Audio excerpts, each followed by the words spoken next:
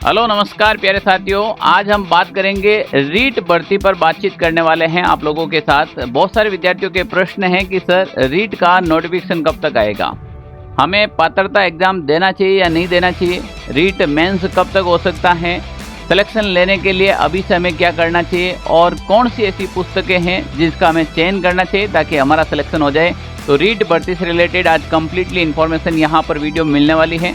हम बात करते हैं रीट का सबसे पहले नोटिफिकेशन कब तक आएगा। बहुत सारे विद्यार्थी इसलिए तैयारी नहीं कर रहे हैं कि अभी तो सर नोटिफिकेशन आया ही नहीं है, हम तैयारी कैसे करें। मैं कह दूं, अगर जिस विद्यार्थी को भाई टीचर बनना है, जिस विद्यार्थी को शिक्षक बनना है, तो कम से कम आपको 5 से 7 महीना तो नॉर्मल पात्रता एग्जाम को और साल भर आपको मेंस एग्जाम को इतना टाइम देना चाहिए। आप कहेंगे सर पात्रता के बाद मेंस का इतना समय नहीं मिलता है, इसीलिए अभी से तैयारी करो, क्योंकि हमने देखा है 80% विद्यार्थियों की ऑलरेडी पात्रता क्लियर हैं, उनको मेंस की तैयारी करनी है। अब हम बात करेंगे यहाँ पर सबसे पहले समझते हैं कि रीट एग्जाम क्या होता है। जो नए विद्यार्थी हैं, पुराने हैं, सबको समझ में आएगा। सबसे पहले हम बात करते हैं रीट भर्ती क्या होती है। रीट एक पात्रता एग्जाम करवाया जाता है, उसके बाद रीट का मुख्य एग्जाम भी करवाया जाता है। सबसे पहले हम बात करें तो रीट के हमारे यहाँ पर 2 एग्जाम होते हैं, एक रीट L1 का होता है और एक रीट L2 का होता है। L1 के अंदर जो भी BSTC वगैरह कर रखे हैं उन विद्यार्थियों के लिए L1 की भर्ती आती है, और यहाँ पर L2 के अंदर आपके सब्जेक्ट की भर्ती आती है जिन्होंने B.Ed कर रखी है, जैसे मैथमेटिक्स की है, साइंस की है, जैसे हिंदी की है, या फिर जैसे SST की है। ये सारी की सारी है जो आपके सब्जेक्ट के हिसाब से L2 के अंदर आती है। इन दोनों का एग्जाम एक साथ में ही होता है। एग्जाम प्रोसेस क्या होता है, एक दिन इसका और एक दिन इसका एग्जाम होता है, क्योंकि लगभग इनका सिलेबस भी सेम होता है। रीट का जो एग्जाम पैटर्न होता है, रीट के अंदर सबसे पहले पात्रता परीक्षा करवाई जाती है और उसके बाद में उनकी मुख्य परीक्षा करवाई जाती है। अब मैटर यहाँ पर क्या हुआ प्यारे विद्यार्थियों, यहाँ पर समझना कि ये जो पात्रता परीक्षा करवाई जा रही है 2022 के बाद इस पात्रता परीक्षा को आजीवन के लिए वैलिड कर दिया। आजीवन के लिए आपके क्या कर दिया भाई कि भाई इसकी जो पात्रता होगी वो आजीवन होगी, यानी कि हमेशा के लिए इसको वैलिड कर दिया। तो 2022 के बाद जो भी विद्यार्थी रीट का एग्जाम पास कर लिया उनको बार बार पात्रता एग्जाम देने की आवश्यकता नहीं है। अब विद्यार्थियों के सबसे ज्यादा प्रश्न ये रहते हैं कि सर इस बार जब पात्रता हो रही है तो हमें देना चाहिए या नहीं देना चाहिए। मेरा यह मानना है कि जिनके विद्यार्थियों के पात्रता ऑलरेडी क्लियर है या फिर जो इसके पात्रता क्लियर नहीं है, जो नया विद्यार्थी है, उन सभी को रीट पात्रता का एग्जाम देना चाहिए। रीट पात्रता का आप एग्जाम देंगे तो लगभग काफी सिलेबस आपके मेन एग्जाम से मिलता जुलता है।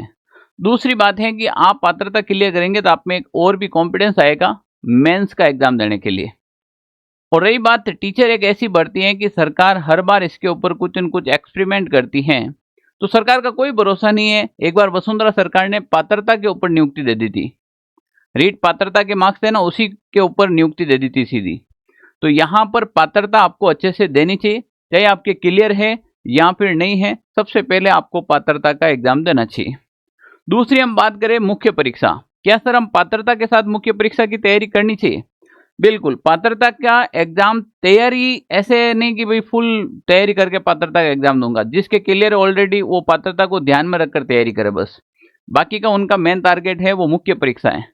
मेन टारगेट क्या रहना चाहिए? मुख्य परीक्षा। जैसे मैं रीट L1 की बात करूं तो पात्रता परीक्षा के अंदर आपकी हिंदी आती है, इंग्लिश आती है, जो आपके मुख्य परीक्षा के अंदर आएगी। साइकोलॉजी आपके मुख्य परीक्षा के अंदर आएगी। तो इन सब्जेक्ट को ध्यान में रखकर पढ़ने हैं। बाकी के जैसे EVS है, पर्यावरण अध्ययन, वो उसी समय पढ़े जिस समय पात्रता की आपको एग्जाम डेट मिल जाए। अभी इतना पढ़ने की आवश्यकता नहीं। अभी जिनके क्लियर है उनको वो मुख्य परीक्षा के ऊपर अभी से फोकस करना चाहिए। अब सबसे बड़ा है कि सर जब रीट 2026 की बात करें, 2027 की बात करें, तो पात्रता का एग्जाम कब तक आ सकता है? अभी तक कोई नोटिफिकेशन नहीं आया। हाल ही में एक स्टाफिंग पैटर्न जो आया है वो कह रहा है कि शिक्षा विभाग के अंदर लगभग 1,23,000 पद खाली हैं। तो क्या ये इतनी बड़ी वैकेंसियां हो सकती हैं? तो इसके लिए क्या पात्रता एग्जाम करवाना जरूरी है? बिल्कुल, रीट के लिए आपको पात्रता एग्जाम करवाना बहुत जरूरी है, और पात्रता के बाद आपको समय भी मिलेगा। लगता है कि 2026 एंड के अंदर आपके पात्रता का एग्जाम सरकार करवा सकती है। 2026 में अगर पात्रता का एग्जाम करवाएगी तो आपके 27 स्टार्टिंग फेज के अंदर ही आपके मुख्य परीक्षा का आयोजन करवा देंगी। हमने देखा है ज्यादातर जो रीट परीक्षा है वो एग्जाम डेट है वो जनवरी और फरवरी में बहुत ज्यादा आती है। आप पिछला रिकॉर्ड उठा कर देख लीजिएगा, जनवरी फरवरी के अंदर रीट का एग्जाम बहुत ज़्यादा करवाती है सरकार। तो 2026 के अंदर आपके पात्रता का एग्जाम हो जाएगा। अगर पात्रता आपके 2026 में नहीं होती है तो 100% जनवरी फरवरी 2027 के अंदर आपके रीट पात्रता होगी। तो फिर 2027 एंड के अंदर आपके ये बड़ी भर्ती देखने को मिलेगी। पर हम ये मानते हैं कि आपके जो पात्रता का एग्जाम है वो 2026 एंड के अंदर ही हो जाना चाहिए। अगर पात्रता 2026 एंड में होती है तो 2027 के जनवरी फरवरी में आपका मेंस का एग्जाम हो सकता है। दोनों कंडीशन है, क्योंकि सरकार अभी तक शिक्षक भर्ती कोई बड़ी करवाई नहीं है, अभी बहुत छोटी भर्ती करवाई थी। तो हो सके इस बार बहुत बड़े पद आए, और बड़े पदों के लिए सरकार पहले से तैयार रहनी पड़ेगी। तो 2026 के अंदर पात्रता करवा देती है तो 27 में हो सके जनवरी फरवरी में ही मुख्य परीक्षा करवा दे, और आने वाले मई जून के अंदर नए सेशन में आपको ज्वाइनिंग भी दे दे। क्योंकि 28 में तो एग्जाम है, 28 में सॉरी चुनाव है। तो चुनाव से पहले आपको नियुक्ति देंगे, 1-2 महीने की तनख्वाह देंगे, तभी तो आप वोट देंगे ना। तो हो सके 2026 के अंदर आपके पात्रता हो जाएगी। अगर पात्रता होती है तो 27, यानी कि फिर आपको समय बहुत कम मिलेगा। अब सर पात्रता क्लियर करने के लिए हमें कितने मार्क्स लाने होंगे, सबसे बड़ा ये प्रश्न रहता है। तो पात्रता क्लियर करने के लिए देखो, जनरल है, एसटी है, ओबीसी, ईडब्ल्यूएससी, एससी, एक्स सर्विसमैन है, या फिर आपके ये शहर या जनजाति के हैं। तो मैं पहले बात करूं टीएसपी क्षेत्र के अंदर अगर अपन बात करें तो देखो, टीएसपी के अंदर जनरल को 60% अंक लाने हैं, एसटी वाले को 36% अंक, और ओबीसी ईडब्ल्यूएस वाले को 55% अंक, एक्स सर्विस वाले को 50% अंक लाने हैं, और बाकी के आपके कैटेगरी के हिसाब से सबका दे रखा है। और ये नॉन टीएसपी के अंदर दे रखा है। तो नॉन टीएसपी के अंदर एक्स सर्विसमैन को 50 लाने, ओबीसी ईडब्ल्यूएस इनको 55% नंबर लाने हैं। आपके ये जो लगभग इनके सबके 55 ही है, एससी एसटी, ठीक है ना, और जनरल के आपके 60% अंक लाने हैं। तो ये परसेंटेज के अंदर है। 150 नंबर का पेपर होता है, नेगेटिव मार्किंग नहीं होती है पात्रता के अंदर, तो आप आराम से ला सकते हो। बात करेंगे मुख्य परीक्षा की, क्योंकि ज्यादातर विद्यार्थी मुख्य परीक्षा की तैयारी कर रहे हैं। रीट L1 मुख्य परीक्षा की मैं बात करूं तो टोटल मार्क्स हैं वो 300 नंबर के रहते हैं। आपका 300 नंबर का पेपर होता है, जिसमें 150 प्रश्न आते हैं और एक प्रश्न 2 नंबर का होता है। नेगेटिव मार्किंग भी होती है, 1/3 नेगेटिव मार्किंग होती है। और रीट L1 की मैं बात करूं तो पिछली बार 300 में से जो फाइनल कट ऑफ रही थी वो आपके 190 प्लस रही थी। तो आप देख लीजिएगा, अभी से तैयारी करेंगे तब आप इतने अच्छे मार्क्स ले आएंगे, और पेपर का स्टैंडर्ड भी अच्छा रहता है। यहाँ पर बात करें रीट L2, अब देखो ये इसमें राजस्थान जीके बराबर करें, आपके राजस्थान जीके खूब पूछा गया है, लगभग 150 से 170 नंबर का जो है वो केवल राजस्थान जीके हैं यहाँ पर बात करें, ठीक है ना।